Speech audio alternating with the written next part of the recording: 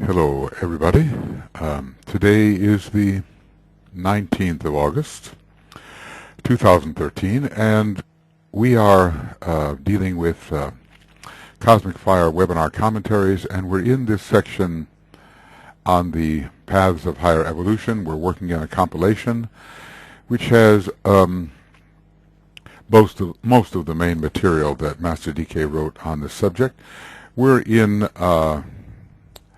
Section 25A, and we've completed, well, how can you use such a word? We have offered some suggestions on ways to think about the three first paths: the path of Earth service, the path of magnetic work, and the path of the planetary logoi. First, second, and third paths. And we've also attempted to analyze some of the archaic stanzas connected with these paths. They are very obscure, but perhaps some thoughts have been offered which will help orient us to a still better and fuller interpretation at some time. I'd almost like to go back and do it all over again now that I have my mind more fixed on the possibilities.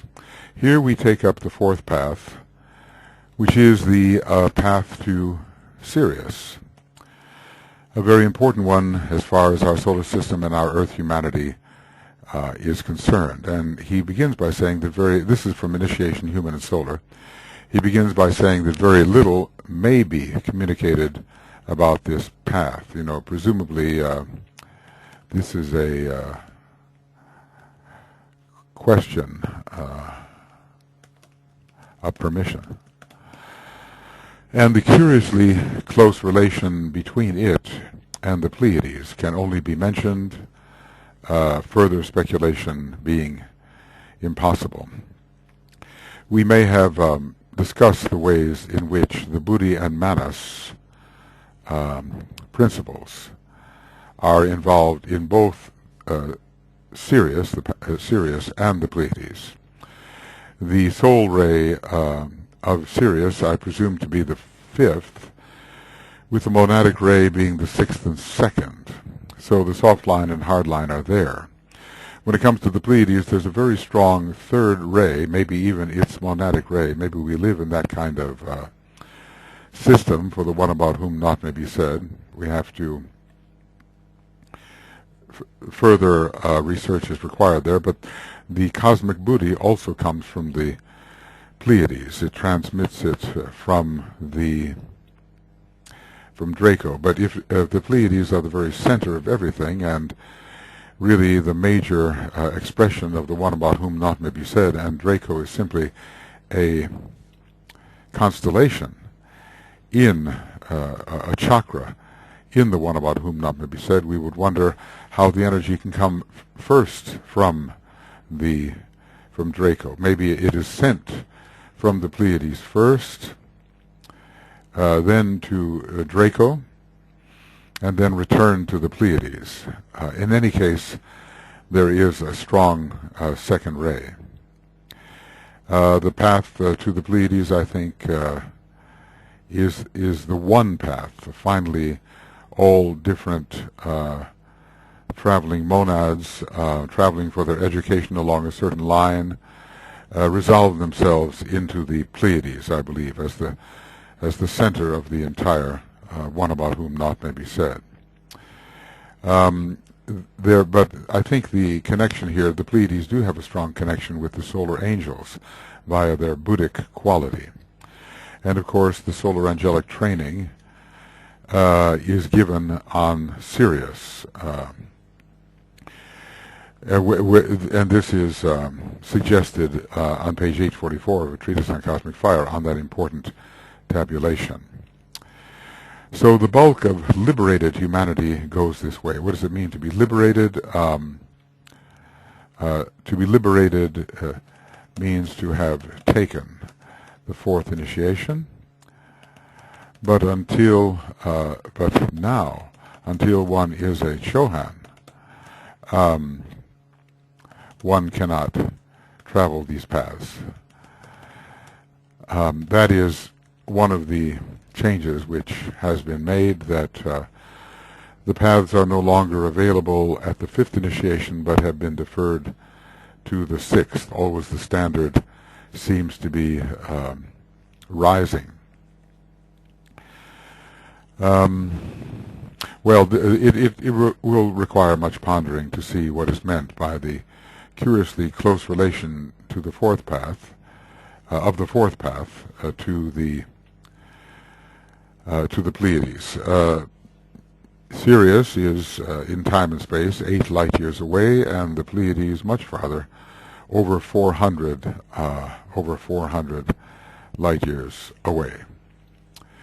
So one is in our local neighborhood, and in our local cosmic logos, which we've been calling the 7 solar systems, of which ours is one. And the other is much farther away, but eventually will be the goal towards which all of those treading the way of higher evolution return. And as a matter of fact, one could say that the Pleiades will be that point of absorption for the entire one about whom naught may be said, when that system, notice we can call it a system, and it's even a solar system, to show you how that word can be used as a blind, when that system comes to an end.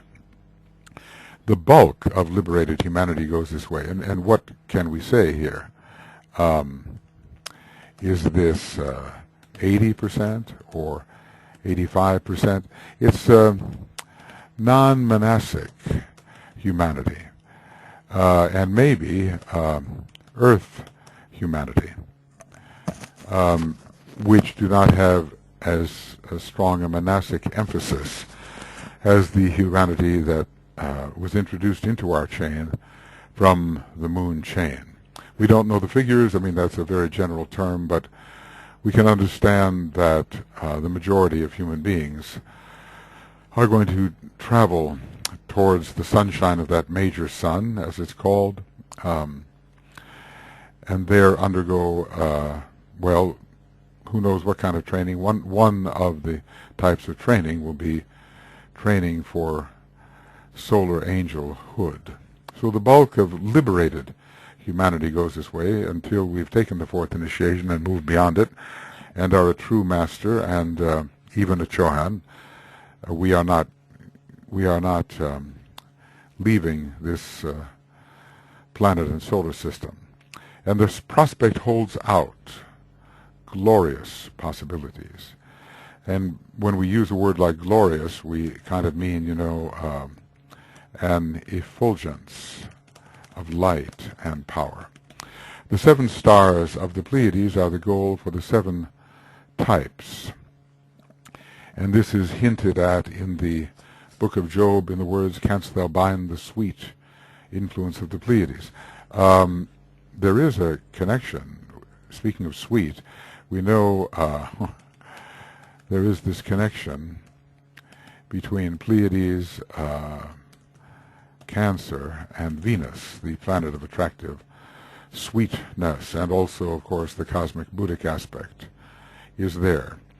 The 7 stars of the Pleiades are the goal for the 7 types. I suppose, does he mean, so to speak, path types, or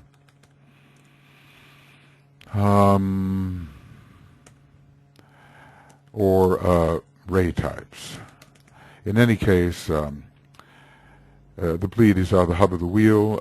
They are a great cluster of stars at last count. Something I recently read, maybe 1,000 stars, over 1,000 stars. Of course, that's a rough figure, but it seems to be very much correlated with the number of petals in the 1,000-petal lotus of the human being. So finally, wherever the paths may take one, and they will take one, I think, to the various constellational chakras of the one about whom naught may be said, the final goal will be the Pleiades. And it looks like the 7 major stars of the Pleiades are somehow the goal.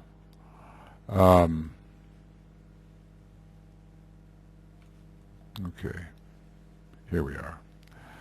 And I'll call these major.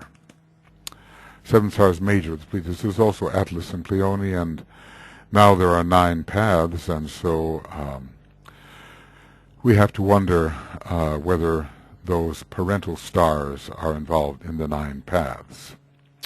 In the mystery of this influence and in the secret of the sun Sirius are hidden the facts of our cosmic evolution and incidentally, therefore, of our solar system. And when we talk about cosmic evolution,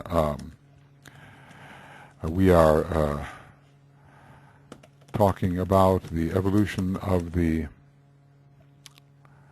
one about whom not may be said, and also of the cosmic logoi within that one.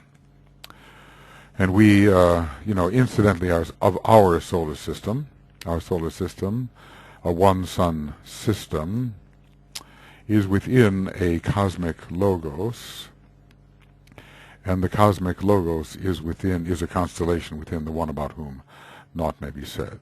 So that's all that DK is going to say at the very beginning in that early book, 1922. And maybe we would like to know more about these glorious possibilities. So then we turn to a treatise on cosmic fire.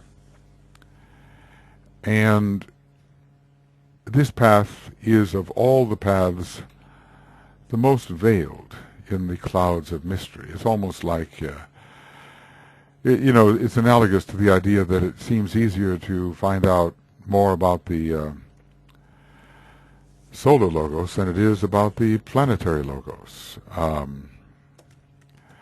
The solar logos is often easier, I can't say easier to understand. Let's just say that about the solar logos, more of a revelatory is written than about the planetary logos. Anyway, the reason for this mystery will only be apparent to the pledged initiate, presumably beyond the 3rd initiation and pledged to the fulfillment of the plan and purpose beyond the 3rd initiation. Though a clue to the secret may be gained if it is realized that in a peculiar and esoteric sense the sun Sirius and the Pleiades hold a close relation to each other. Well, yes, of course, within the one about whom naught may be said, Sirius, I believe, will function within a large solar plexus center, maybe as the upper point within that solar plexus center. And there is the whole question of cosmic manus, the Sirius gives manus. Well, I suppose it would be higher manus, or gives or promotes or strengthens the development of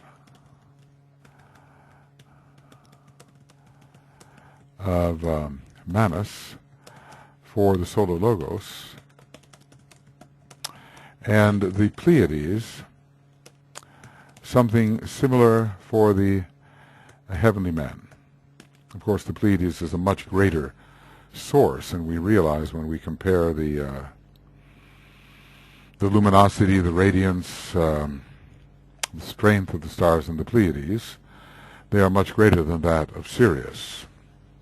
We could get into the details of how much greater. There's always a question when you measure exoterically the luminosity, the heat, the radiance, the magnitude of stars. What does it tell about the interior life that is informing that star? The greater the external display, does that also mean the greater the internal life? Generally, one would think it to be the case, because that external display has to come from some kind of inner radiance. and that inner radiance has to come from some kind of development. Of course, here in these in this suppressed receptivity we have in these lower worlds, we don't necessarily see the inner radiance of the human being. We are often bewildered by the outer form. But I suppose for those who have eyes to see, that radiance is evident. But in a way, the outer form is very thick, and the radiance has to make its way through. So there is a relationship here. It is a relation analogous to that which lower mind holds to higher mind. And this is the lower is receptive to or negatively polarized to the higher. Sirius is not this, is the seat of higher mind, and Mahat, as it is called, or universal mind, sweeps into manifestation in our solar system through the channel of the Pleiades. It is almost as if a great triangle of Mahatic energy was thus formed. So that triangle maybe will be, see how we look at this, there will be Pleiades, Sirius, Sol, our solar logos. Now, of course, everything is a bit inverted. Sirius seems to be a very great source here. And we are thinking Sirius is the seat of higher mind. And I suppose this means that Pleiades, in some way, represents the lower mind. But you kind of wonder about the personality ray of the Pleiades. Is it the third? And is its monadic ray as well the third? It gives a lower type of manas into our solar system, and it gives it to the heavenly men, whereas the kind of manas bestowed by Sirius upon the solar logos is higher. And yet the two sources are all out of proportion.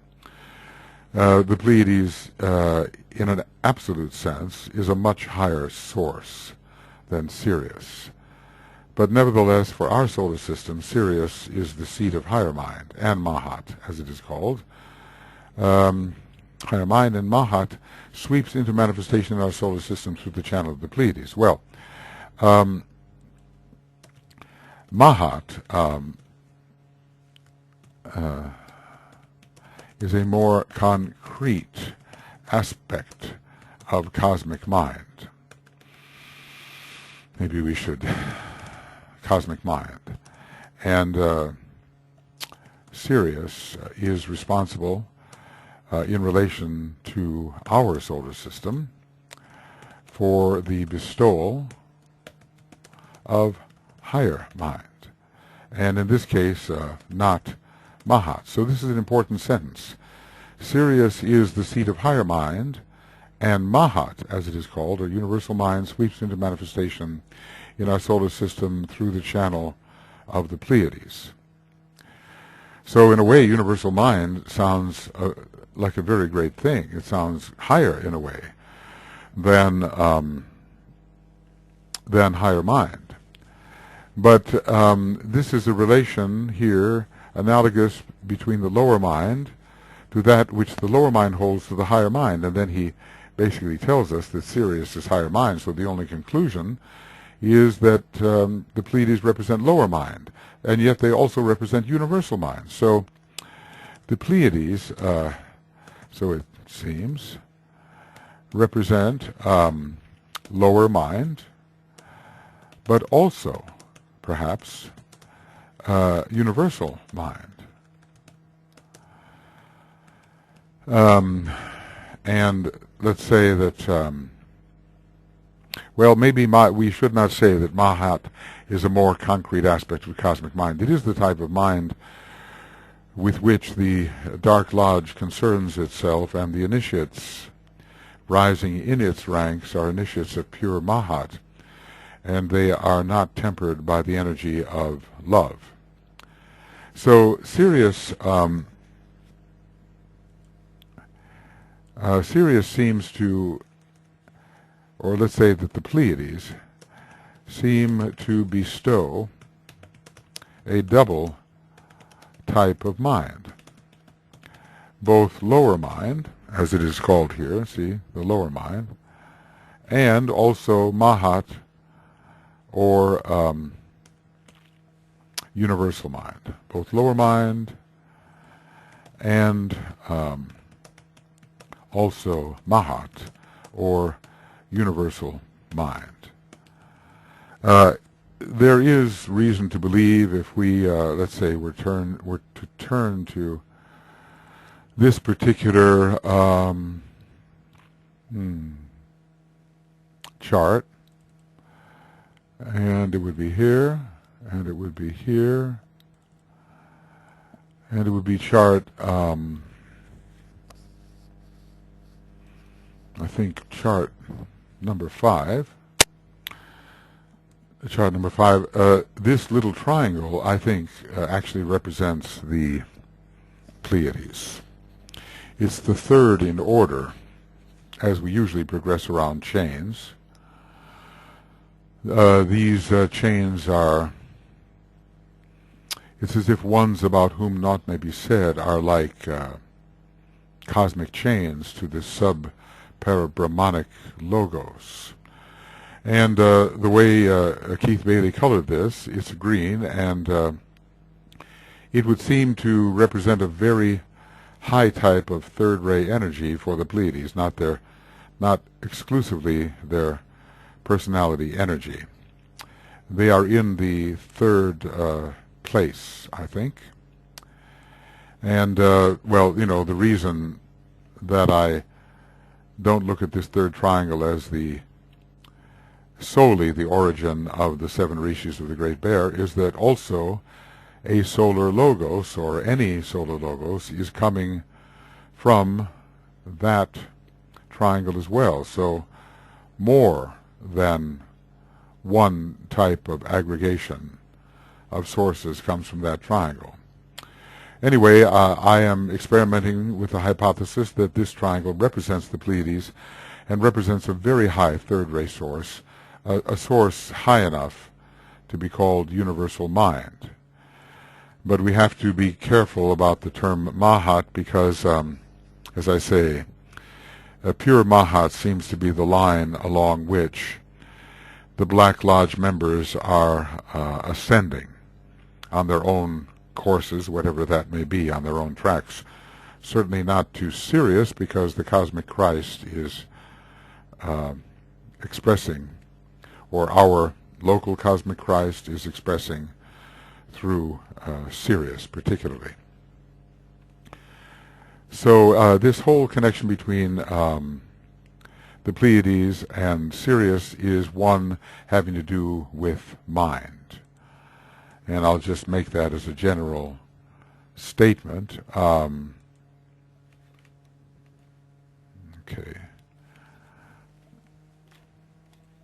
Right. Here we go. That the relation of the Pleiades to Sirius, and thence to our solar logos, occurs along the line of mind. But there could be, there are Buddhic relations as well. You know, it's almost as if, you know, the 3 super principles at the present time, 3 super principles in our solar system at the present time. Okay. There's another one of those good abbreviations at the present time, as I'm constantly using that. Are Saturn, Jupiter, and Venus. And this could be compared to Great Bear, Pleiades, and Sirius, and in that order.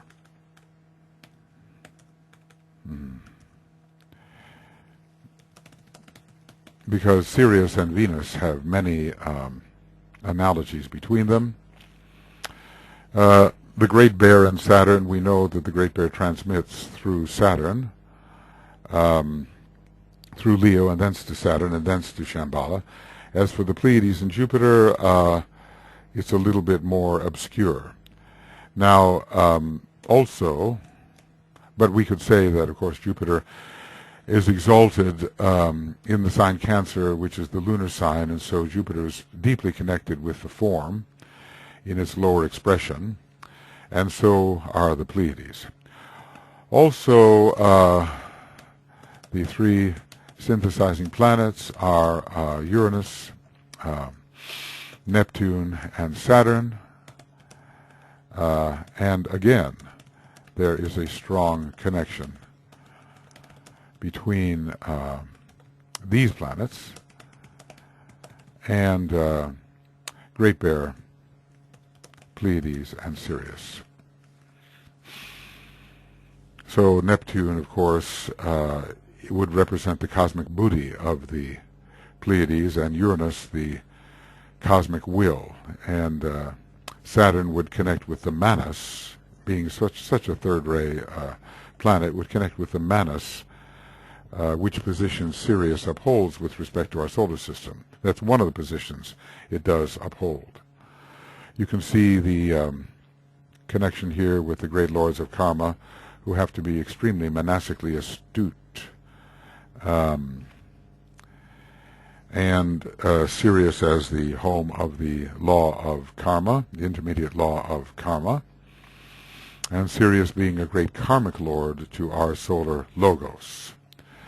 So, okay, it is almost as if a great triangle of Mahatic energy was thus formed, and I think it includes our solar system. Sirius transmits energy to our solar system via that, and it says here, sevenfold brooding mother, the silver constellation, whose voice is as a tinkling bell, and whose feet pass lightly o'er the radiant path between our worlds and hers. It's an amazing statement, and if the Great Bear is solar and related to gold, then the Pleiades are silver, are lunar, should we say, lunar in associatively at least, and related to silver, and also to the third ray function of Mercury. Okay, so, it sounds like a very gentle type of energy involved here, and it is interesting to consider Sirius as transmitting via the brooding mother. As I say, the logos of the Pleiades is all out of proportion, as far as I can see, to the logos of Sirius, and yet we see that there is a transmission via the brooding mother. In the same way, the Draco is transmitting cosmic booty via the Pleiades, and yet the Pleiades would be considered, I think, even a greater source than Draco could be. So this term via or via is an unusual one. All we can say is that they are involved together in a transmission. It is probably some kind of monastic transmission, but it could be, yes, I would say a monastic transmission, and I would expect it to be just the other way around. Although Sirius is so close to our solar system that it has an overwhelming impact. So what could be, think of lines of energy. Would we envision the Sirius, which is only 8 light years away, somehow transmitting this energy another 400 light years in the other direction and then returning to our solar system, it seems extremely indirect. Maybe there are some Pleiadian representatives in our local area through which Sirius can transmit. Because otherwise, I know in a way I'm being quite concrete and literal, but it doesn't seem necessary to transmit to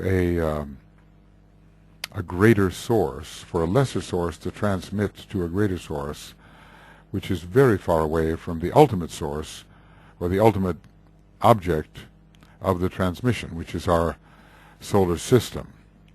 So we'll have to, the proportion, or let's call it magnitudinal relation of Sirius to the Pleiades simply has to be worked out. And some relativity is involved here, as Sirius is supreme to us in this solar system, but not magnitudinally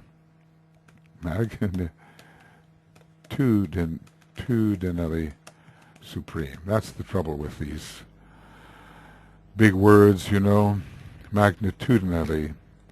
Let's put that in. M-A-G-L, we'll call it that. And maybe if that word is ever used again, it won't be such a struggle. So, magnitudinally. And mag is magic. Okay. M-A-G-L, magnitudinally. So we talk about relative magnitudes and absolute magnitudes. And that has to do with the power of the source we are dealing with. And also it's generally as a measure of luminosity. Okay.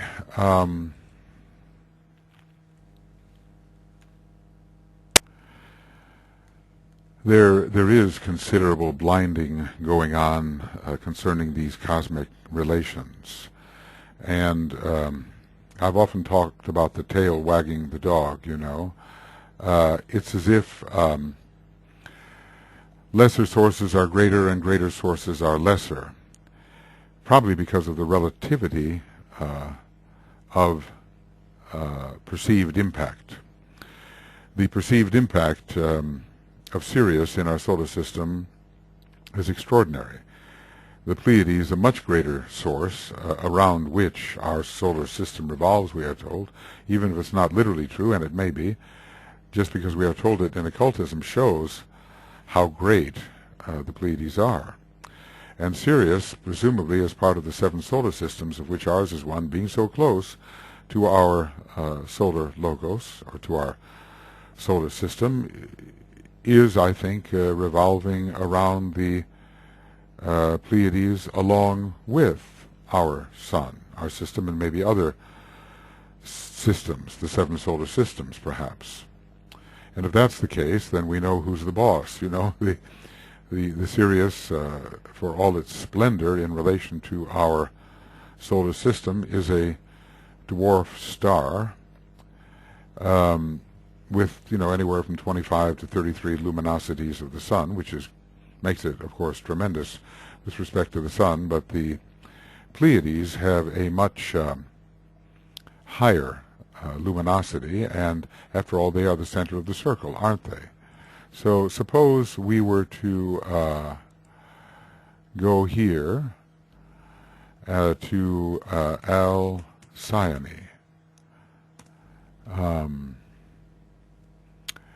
And in Wikipedia we might see something here, and that might give us an idea of relative luminosities.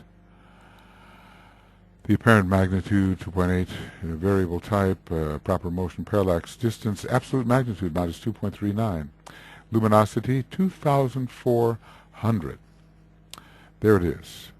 Alcyone has 2,400 solar luminosities. Well, that tells you something about, and that's just one of the Pleiades. And there are 1,000 of them, you know. And the others also have much higher luminosities than Sirius. So we're dealing with relative impact. Now sometimes I wonder when it says, you know, Sirius is the source of Manus to our solar logos, I wonder about the Sirian system. In other words, sometimes I call the 7 solar systems, of which ours is one, the Sirian system, 7 local solar systems. And I wonder whether the cosmic logos there in that Sirian system is not involved in conferring Manus upon our solar system. After all, this cosmic logos would be as the entity working through 7 major chakras, of which our sun is one, and Sirius is another. Is Sirius the what chakra in this being is Sirius? Is Sirius a head center, an ajna center? If it's a head center, we can well understand how it would be involved in the transmission of Manus to our sun, which represents the heart center. Well, if there is a veil wisely dropped upon planetary lore, you can imagine the thickness of the veil dropped upon stellar lore and constellational lore and super constellational lore. We have to keep our speculations within due bounds, and if the law of analogy seems to indicate that we could find out something about these more distant spheres, or from thinking of them we could find out something about our life closer to home, well, then we are justified in doing that. So anyway, it seems that anyway, in relation to our solar system, a higher type of Manus is conferred by Sirius than the type of Manus conferred by the Pleiades. But then these constellations and the lords behind them are so vast and have so many different levels to them that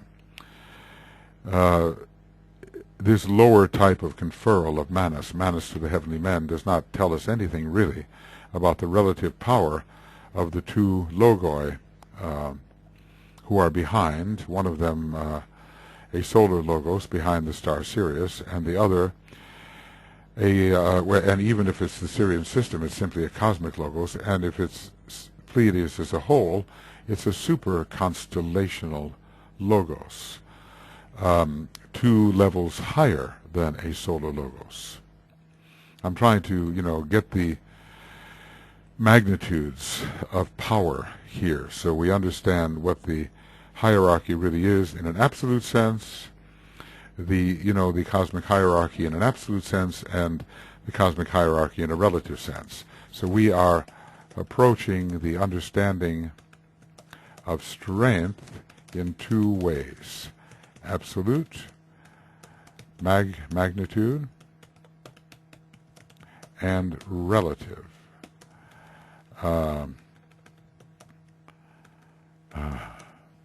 magnitude.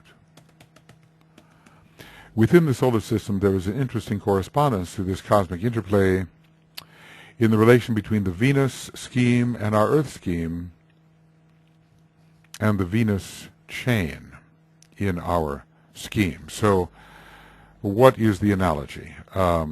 We have, let's say, Venus scheme, Earth, Venus scheme, Earth scheme, Venus chain. And under that we have Sirius, Pleiades, and Sol, our solar logos. We can call him Sol. It's even musically significant, I think, as the 5th in the scale represents the heart and soul.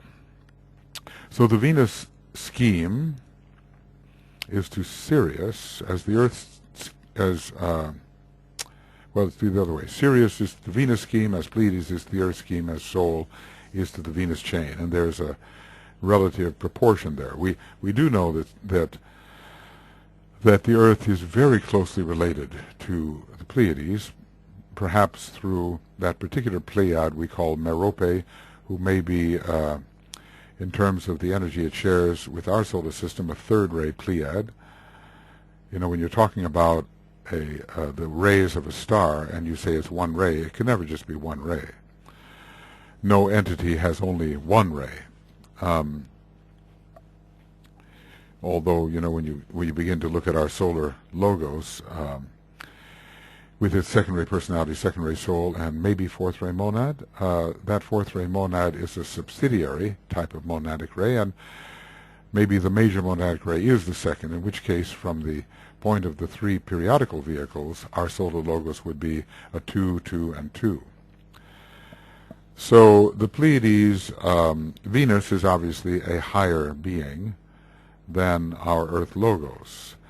And so the Sirius is connected with that higher being, and the Pleiades with the lower being, giving us the impression that the Pleiades are somehow a lower type of entity. But remember that the Pleiades, or the logos that is behind the Pleiades, as far as I can see, is a super constellational logos.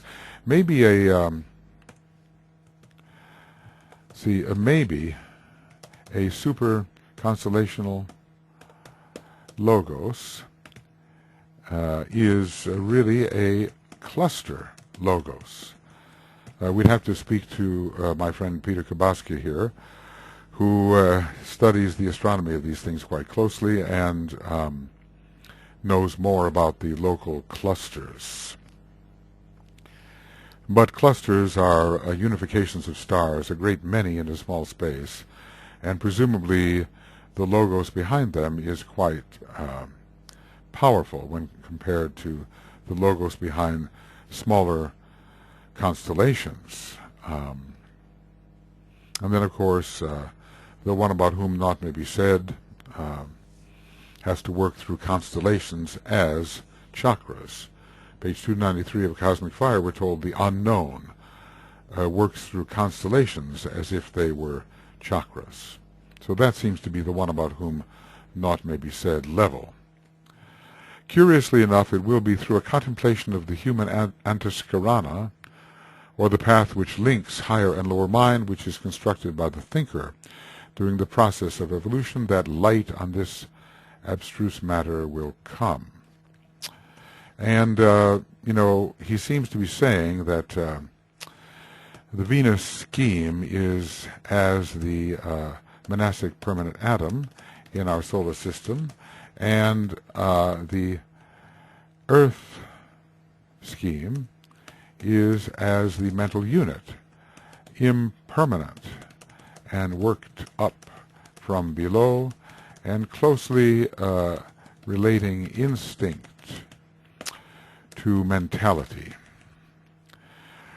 So we're dealing here with antaskaranas, and maybe he's even implying, you know, that the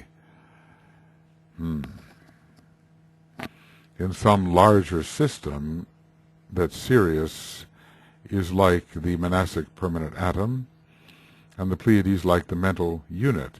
It's surprising how these how such structures as the mental unit seem to be carried into higher beings. I believe there is such a structure in relation to our planetary logos, and also in relation to the solar logos, and who knows how far beyond that it might go. So, although it seems a little bit inverted, the function which the Pleiades has in relation to our solar system is a lesser function than what Sirius has. And when we're thinking about the Antakarana, I'm sure there's a line of energy between the Pleiades, and probably one of them in particular, maybe Electra, I don't know, one of them in particularly, and Sirius. Sirius has a fifth ray soul, I believe. It's the place of cosmic manas, as far as our Earth is concerned, as far as our solar system is concerned. And when we were working out, you know, how did it go? Alcyone, Maya, Merope, and then the Asteropes, then Electra, then Seleno, and one other, representing the seventh ray. I forgot that at the moment, but it's in the discussion. So one of those stars in the Pleiades would have to be directly connected with Sirius, and maybe the connection is via the soul ray rather than the monadic ray. This is, of course, far beyond us to know with exactitude. But there is a let's say DK seems to be saying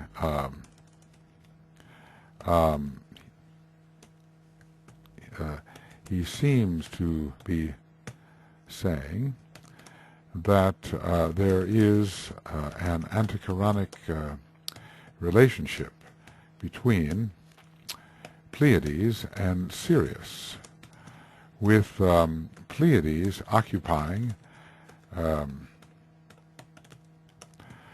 strange as it seems, the lower point, and Sirius the higher. I would think of it as just the reverse, really. Just the reverse, because we're all trying to move towards the monad of the one about whom naught may be said eventually, and it would seem to me that it would be the monad of that great being, the one about whom naught may be said, who informs the Pleiades and all of the constellational chakras which emerged from it. Okay.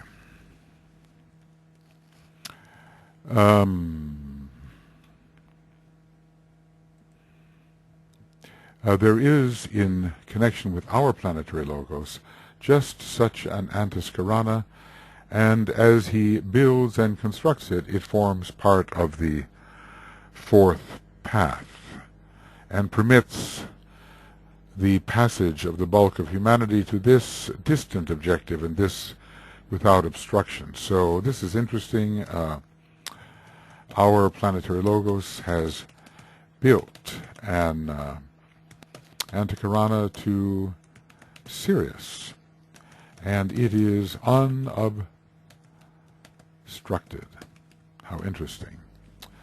And interesting, well, he has told us that there is a relationship between our little planet and that great center, even though we would imagine there is not, just as there is a relationship between our little planet and that still greater center, the Pleiades, and especially with one of the stars.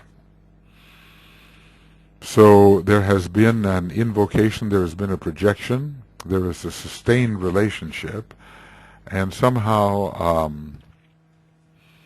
the power of Sirius reaches our planet, we would think, directly, and need not be mediated by the solar logos. Well, the proportion is very strange, because our planet is such a relative nothing, even a non-sacred planet within our solar system. And what is it to a cosmic logos? And so then what is it to a supercosmic logos like the Pleiades? But anyway, Sirius, I think, plays a very significant part in the local cosmic logos, and the proportion is very extreme when looking at the power of Sirius compared to our Earth, and yet somehow from this particular planetary logos, that of our Earth, a line has been, an antichironic line has been created, and along that line the bulk of the sons of men can travel. A clue as to the nature of this path, and as to the reason why so many of the human monads seek this particular stream of energy, lies in the right understanding of the above suggestion. And notice, of course, who are the travelers, and let's get that straight in our mind from the very beginning. Who are the travelers on these cosmic paths?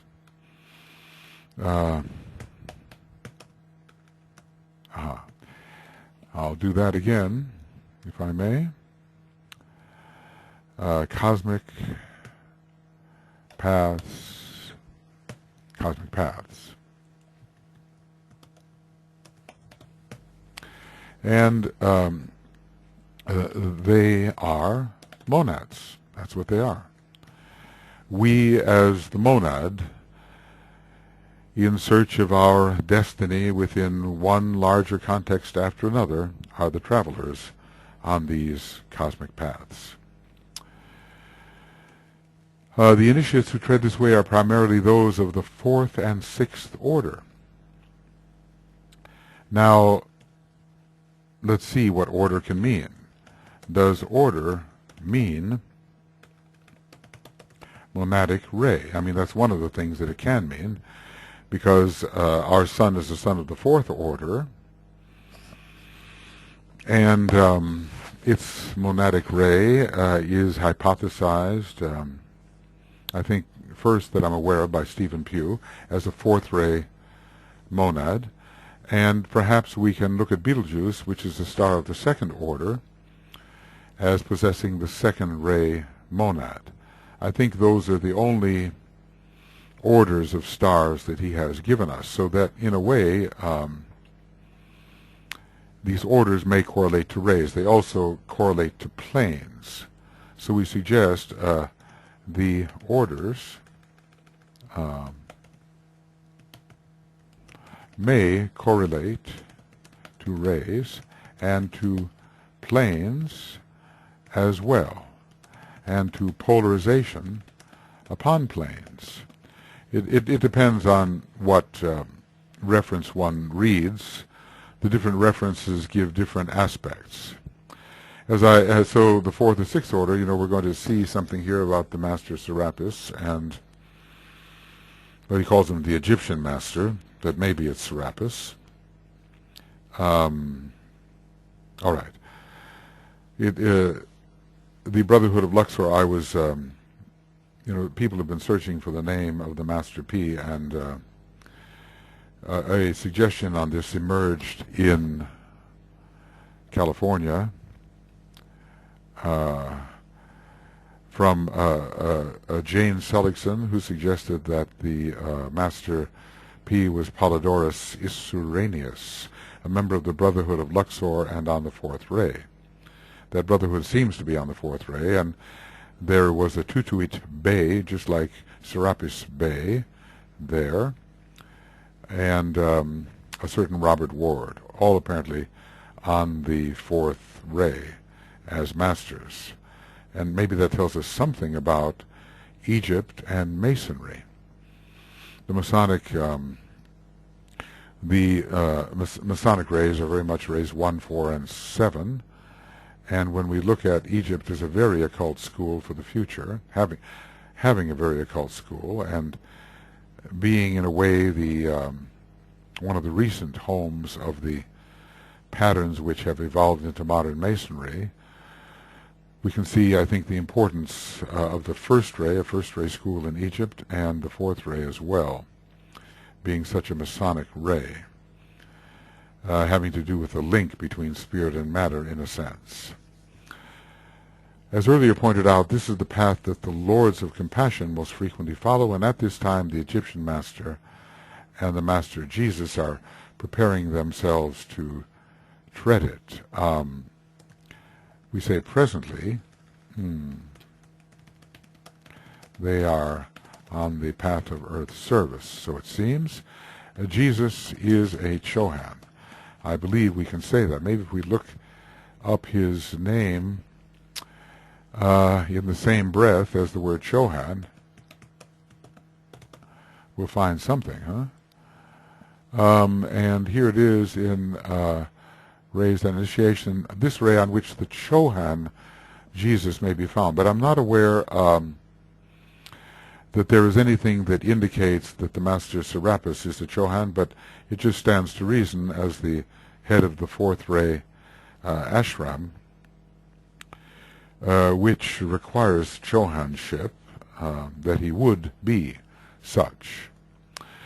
So the Egyptian Master and Master Jesus are preparing to tread it. The mystics of the Occident, who have come into incarnation during the past 1,000 years are a peculiar group of egos, capital E, whose impulse is towards this type of cosmic energy. And one wonders whether these mystics do not have some aspect of their monad on the sixth ray. It would have to be a secondary monadic ray.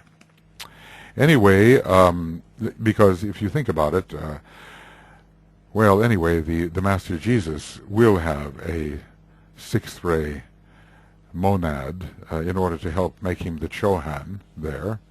But Serapis, no. But the mystics definitely are on that sixth ray line in a very high sense. So in this system, they have developed certain basic recognitions, and the ecstasy of the Occidental mystic is the germ latent within him, which will someday flower forth into that cosmic rapture for which we as yet have no name. Beautiful thoughts, and here I think we see that cosmic rapture is an outgrowth, is a much higher state than mystical ecstasy, but closely related to it. So this will be of great interest. The destination for the Occidental mystic. Maybe the Oriental mystic is using even more reason, more rationality. There's something, the third-ray personality of the Orient maybe inclines towards this rationality in the Oriental mystic. So anyway, there are certain types who follow this particular path. And Master Serapis, or at least the Egyptian master, if it's not Master Serapis, but in all likelihood it is. And because the fourth ray is very much connected with Egypt. I guess we should think about that these days when that nation is so troubled and in a way in search of harmony through conflict. Okay.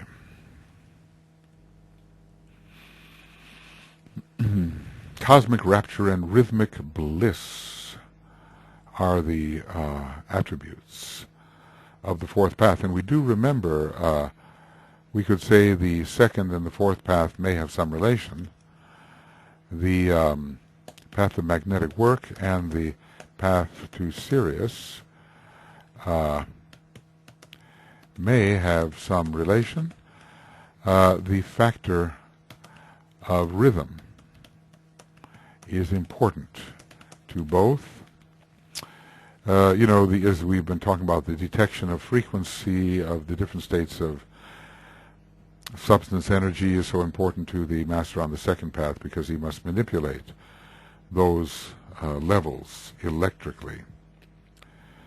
But the rhythmic bliss has more to do, it seems to me, it's this very strange combination of words, but it has to do with achieving such a correct rhythm in relation to the star Sirius that its energy can flow through unobstructedly and bring the bliss. So we might say here that rhythm is a method of ensuring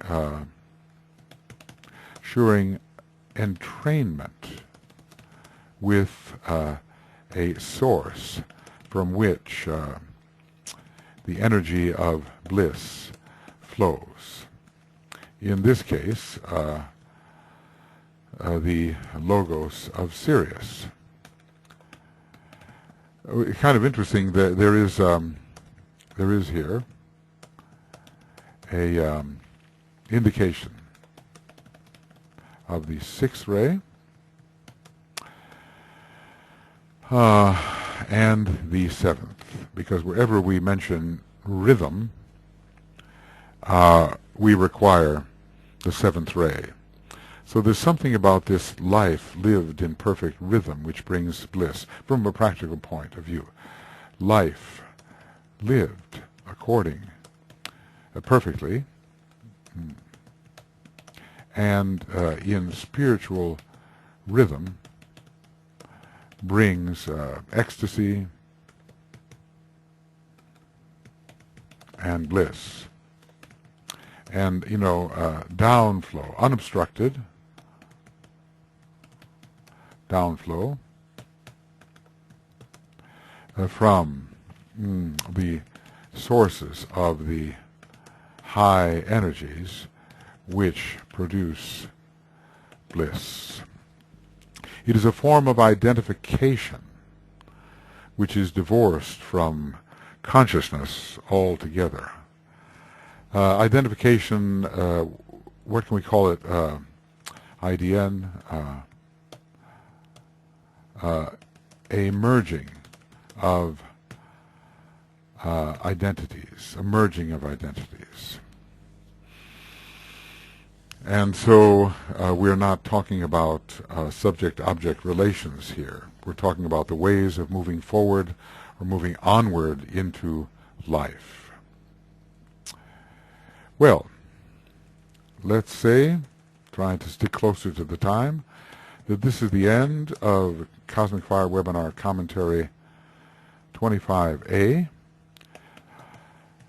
Path of Higher Evolution Compilation, page 95. And beginning of Cosmic Fire Webinar Commentary 25B, Higher Evolution Compilation, page 95. Okay.